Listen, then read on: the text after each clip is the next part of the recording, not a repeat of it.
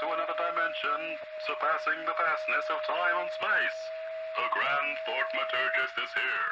Alright, you lovely mortals. Now, I've seen lots of questions asking whether DMs, GMs and such should fudge dice rolls, so I thought I'd go ahead and give you my view on that, which is, no. Now, I think such a definitive answer needs a little explaining, which I will try my best to do, and I will speak from the bottom of my hearts. But if you're looking for advice for your tabletop role-playing games, consider subscribing to yours truly. And if you like this video, please do tap the old like button too. Now, fudging to me is when GMs alter the dice rolls that they have made, more often than not to benefit the party and continue the adventure. The example that I have seen and often heard of is to fudge a dice roll in defence of your player characters, usually to save those little sausages from death, or a fate worse than death. An act of benevolence, some could say. And I think fudging can also exist for DMs and GMs who wish to win, so more an act of malevolence. I don't really feel that I need to address the latter of those examples, as I don't think it's the nature of the game for a GM to be working against their players, and I have mentioned, and will no doubt mention again, that role-playing games aren't about GMs versus the players or vice versa.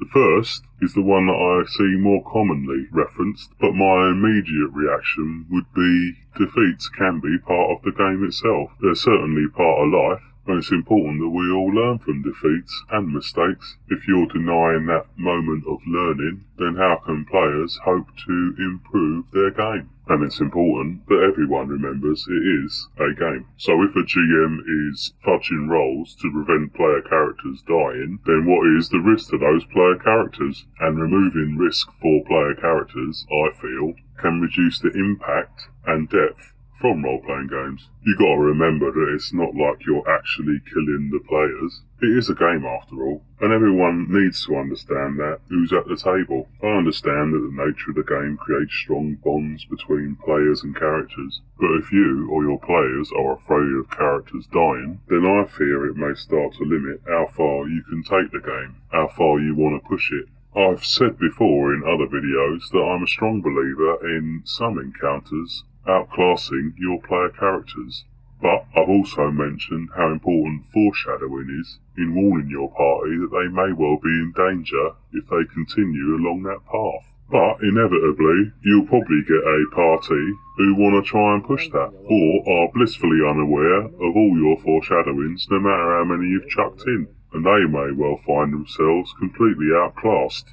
I'll link a video at the end with my views on how you can use foreshadowing in your games, if you fancy taking the butchers. One of the options that games masters have in that situation is that the encounter or situation simply ignores the player characters. They are not worthy. For instance, if they've stumbled into a dragon's lair, and lo and behold, the dragon is in there, then the dragon may well say, "I suggest you leave, little fleas, or I will crush you." If they persist, and you've forewarned as many times as you feel that you could have, you can either have the creature attack, and the inevitable will inevitably happen to those poor little winkles, or another option is that if that creature or villain, or whatever it is that your player characters have got in too deep with, could well attack and start demolishing your party. But before it wipes all of them out, again, it could walk away. Push them towards the door, those that still stand, and say,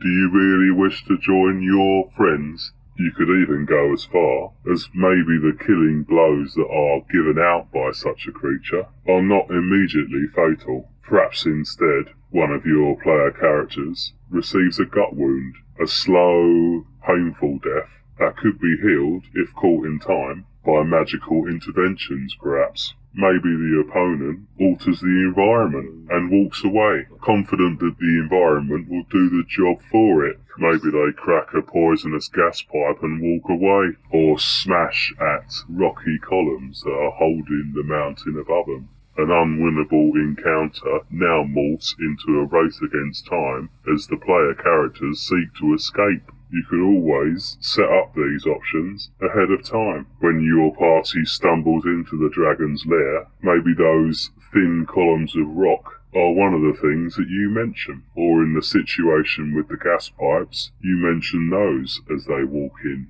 That way, a quick-thinking party have a potential out when things go south. Doing this, GMs are providing options for the adventure to continue rather than fudging dice results.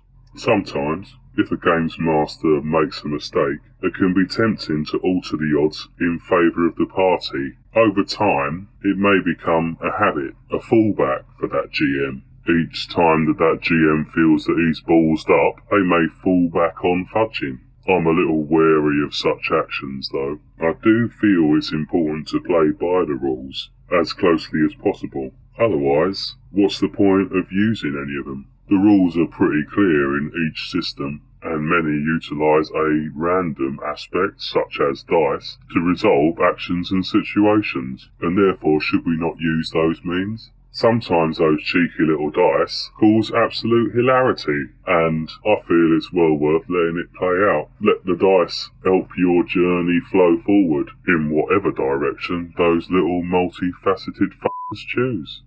I do feel fudging for GMs can be certainly very tempting, but feels dishonest, and it ultimately steals from the successes of their group. I think a good test of whether people should fudge or not would be the following. If a GM has fudged dice results within a game, at the end of that session or game or one-shot or whatever, that GM should tell their players that they helped them through fudging rolls, and I'm pretty certain that even if the players shrug that off, it will still sit in their minds whether they would have succeeded without their GM altering those dice results. So therefore, whatever victory they walked away with is a little bit more hollow, I should imagine. Also, if you feel that fudging is perfectly acceptable, then I'd ask, is player fudging not acceptable too then? Would a GM who fudges be happy for their party to fudge for their player characters? Admittedly, that is an extreme case, as absolute chaos would ensue, but I think it goes some way to raise the point that actually fudging isn't too good either end of the table.